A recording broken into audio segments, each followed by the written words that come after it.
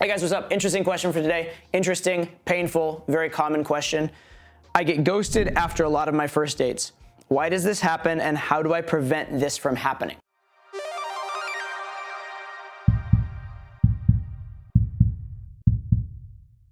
So this is something that happens a lot, but it is interesting, the word ghosting. Let's talk about that first. Because ghosting wasn't even a word, it wasn't even a concept until about 10 years ago. And ghosting is a very emotional way of looking at that situation. I got ghosted. It sounds like you've been wronged in some way. The girl's been rude to you or disrespectful to you. She ghosted me, right? Before that, what did we say? I didn't get a second date. We didn't go on a second date. There wasn't chemistry, etc., etc. And this idea of getting ghosted being this horrible, awful thing, it's really kind of overblown. Okay? Because it doesn't really matter practically the difference between she never texts you after the first date and you don't get a second date versus she texts you a little bit after the first date and you don't get a second date. Either way, you're not going to have a relationship with this girl. And it doesn't really matter one way or another. In a sense, when the girl ghosts you, she actually kind of saved you some time, right? She saved you the time and anxiety of texting her back a bunch more times. Now, that said, when the girl ghosts you, it feels more impolite. It feels more like she's like, well, I just don't want to talk to you anymore. Whereas if a girl were to text you a few polite things back and forth and then let you down, well, okay, that feels maybe emotionally a little better. It feels a little more courteous or whatever. And ironically, if you are very new to game and you seem very like nice and soft, you may actually get that polite letdown more often. And if you actually are a little more dangerous, for lack of a better word, if the girl believes that you kind of know what you're doing with girls and believes you actually maybe do have girls in your life and you're a man and can handle it, she may not feel so bad about just ghosting you. All right, that said, other girls just can't be bothered and they're just gonna ghost. And to be honest, I don't even actually really see that much of a problem with it personally. I know it's impolite, I know whatever, but she doesn't owe you anything. Just putting that out there. Okay, but if instead of focusing on the word ghosted, we say, why are you not getting second dates? That becomes its own very interesting question. And for that, there are a variety of reasons why not, but there are some that are more common than others.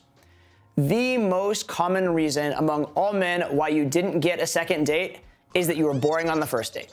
That's the most common one. The most common isn't that you did one specific thing wrong or that you did some toxic behavior or that you offended her. And I know guys are sitting there obsessed about, oh, did I say this one thing wrong? Maybe she got pissed off about it. Most of the time, that's not even it. Most of the time, she had a polite, pleasant conversation with you, into the date, and just determined, at best, you would ever be a friend. But it's mostly because you were just boring. It's not something you did wrong, it's that you didn't do enough right. Most guys take almost no risks on their date.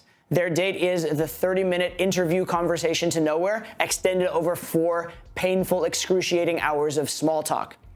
Very few people want that over and over again. So what happens? The girl gets bored, she doesn't necessarily want to see you again. And having had a date with you that lasted some fairly lengthy period of time, she can actually be pretty certain of her assessment there, right? So it's not like she has this small sample of your personality and she's like, well, maybe, that's not what he's actually like. She actually sat with you for quite some time. She has a pretty good idea of who you are or, who you're gonna convey yourself to be. And it's not, in her mind, very likely to change, right? So if you were boring on that first date, she thinks you're gonna continue to be boring and she's not looking to date a boring guy. Also, if you don't escalate on the date, if you don't make it man to woman, if you don't tease her, if you don't get physical, she may feel that you are scared to escalate on the date. She may feel that you are not very experienced with girls, and that may make her feel like you've been unattractive to girls in the past, which is a low value trait. It's going to turn her off. Okay, so the lack of taking risk, the lack of making it man to woman, the lack of flirting, having a boring conversation, even if, by the way, it's an interesting boring conversation, by which I mean it's actually a decent conversation. It's just not man to woman. It's not exciting. It's not arousing. Even that oftentimes is enough to not make it for a date, right? You might think, oh, we had a great conversation. At least we'd be friends. Why would she ghost me afterwards? Well, that's great, except she's known you for a couple hours. Her other friends she's known since childhood, since college. They're her family. That's who you're competing against for her time. So if the upside of you doesn't involve sex in any way, and she's known them much longer and knows that they're her friends and has a lot more loyalty to them, she's maybe not looking for another friend. A lot of girls have plenty of friends. Number 2 reason you might be getting ghosted, which is ironically the exact 180-degree polar opposite of the first one. You pushed too hard and tried too hard to escalate, get physical, get sexual on the date, and you made the girl uncomfortable, right? There is a certain pace at which a girl is okay with getting physical with a guy she likes. There's no pace at which she's okay with getting physical with a guy she doesn't like. But even assuming she likes you, assuming she's responding fairly well, there's a certain pace to these things. If you're trying to push it too fast, it's likely to make her uncomfortable.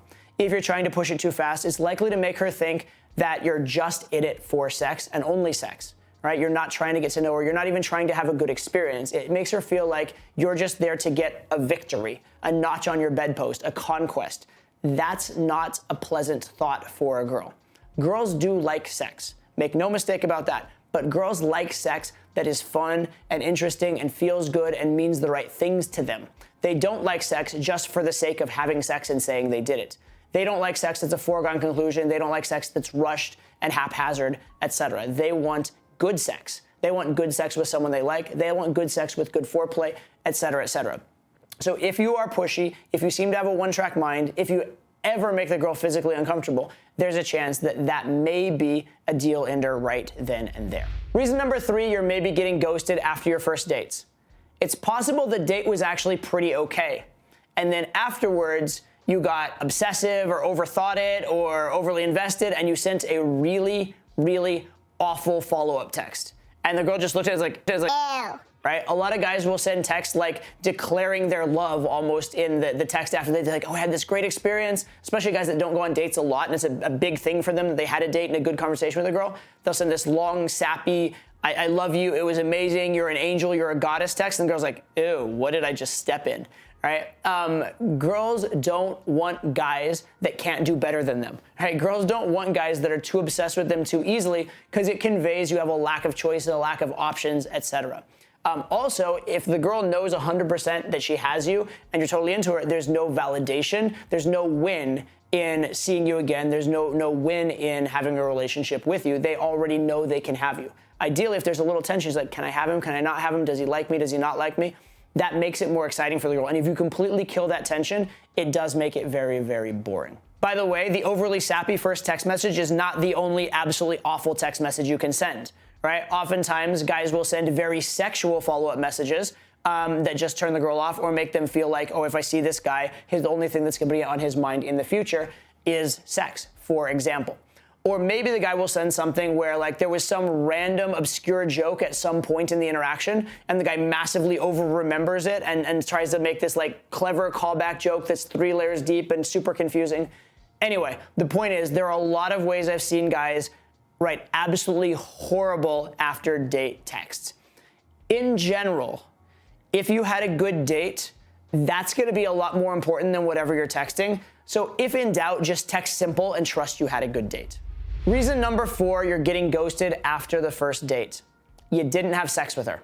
Now, is it an absolute that you have to have sex with a girl on the first date in order to get a second date? No, it is not. There are plenty of dates that go first date, second date, and sleep with her on the second date. Or first date, second date, third date, sleep with her on the third date. There are even guys that date for long periods of time and stuff. I don't think that's a good strategy in general. I think it typically stales out if you go too long. But the point is, you do not necessarily have to have sex on the first date to have a great relationship or to have it go somewhere. Don't think I'm saying that at all. However, girls in 2023 oftentimes do have sex on the first date. And especially girls who are actively dating and seeing guys and kind of seeing what's out in the dating market, they may well be in the market to have sex with other guys. Particularly if you're in online dating and girls are, actively going on a lot of dates. Let's say they go on a pretty good date with you on Friday night. And then, you plan a future date. And then on Saturday, they go out on a date with somebody else and they sleep with him on the date. Well, all of the shine just came off of your Friday night date. Not all of it, but most of it, right? Because number one, that date where she had sex probably actually was more exciting for her in a lot of ways and probably more emotionally invested. But also, she has this direct comparison. I went out with this guy, I didn't sleep with him. I went out with this guy, and I did sleep with him. She has to kind of, in order to not have like cognitive dissonance, she has to assume that she probably liked the guy she slept with more, right? And so it's gonna really hurt your prospects in that situation. Forgetting even a girl actively dating at this moment and actively seeing other guys right now or tomorrow or whatever, it's quite possible the girl's dating history may hurt you here as well. Let's say that in the past, this girl has gone on dates, slept with guys on the first date, and formed relationships with them. That's her relationship blueprint, or at least a relationship blueprint she has. Now, when you don't sleep with her on that first date, she has to compare you to all the guys she did sleep with on the first date, and that comparison has to be negative for you. Now, can this be overcome? Yes, it can, but it is an uphill battle. You are in not the most favorable circumstances. Now, obviously, if a girl has never slept with a guy on the first date, then it's less of a big deal and this is going to be less of a factor, or if it's not as typical for the girl, etc. And also, if you have an amazing, amazing connection, amazing first date, even if she has oftentimes slept with guys on the first date, she doesn't sleep with you, it's not to say you'll never get a second date in those circumstances. Along a similar line of when you don't sleep with a girl on a first date, there is one critical mistake a lot of guys make that gets them flaked on and ghosted on extremely often, and that is what I call the point of no return.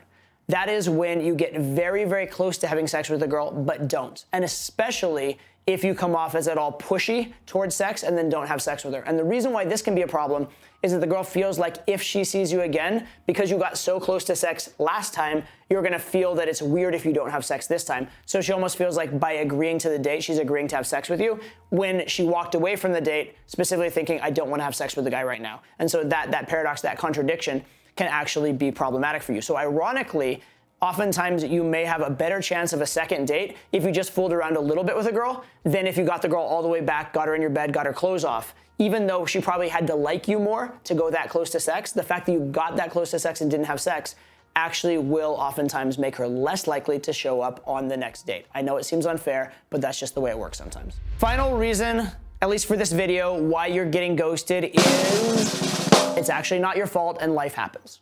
I'm sorry to tell you that, but there is a period of time when the girl's in your company and in your presence, and then there's the rest of her life. And sometimes shit happens. Sometimes people's grandparents die. Sometimes people's visas get revoked. Sometimes girls get back together with their exes. Sometimes girls get sick. Who knows, different things happen. Sometimes a girl like literally loses her phone and loses all her contacts. Different things like that can happen here and there, some more often than others. But the point is, in game, the stuff that happens when you're right there physically with the girl, you have a decent amount of control over. The stuff that happens when you're not around, you really don't have a lot of control over, and there is some randomness there. And that probably above and beyond all the other reasons why it's a good idea to try to have the first date go all the way to sex is simply that. Because even if the first date was really, really good, between the first date and the second date, you're opening it up to randomness. You're opening it up to whatever may happen in the girl's life. And you have no control over that. So in game in general, part of the reason I got into the game is to have control over my own dating life and my own dating prospects. The more you can do in the girl's presence, the more you can do your work, so to speak, the more you can be charming and do the game in person rather than over text, the better off you're going to be, because sometimes life is random and shit just happens. So those are a few of the most common reasons guys get ghosted. I'm sure there are plenty of guys who have found bizarre other reasons to get ghosted, but those are the ones that I see over and over and over again, right? You're too boring, you're escalating too fast, you're not having sex with a girl, you went to the point of no return, you're sending bad texts, or sometimes shit just happens, right? There are plenty of other mistakes you could make, but those are probably the most common ones. Please make sure you're not making those. If you're ready to get your dating life handled once and for all, check out my new course, Online Dating Academy. It's literally everything I learned about online dating in 23 years of doing it. Everything from the profile, the photos, the first message, all the way to dates and all the way to the relationship and beyond. Also how to optimize for each and every site. Check it out, link below. Hopefully I'll see you there and I'll see you on the next video.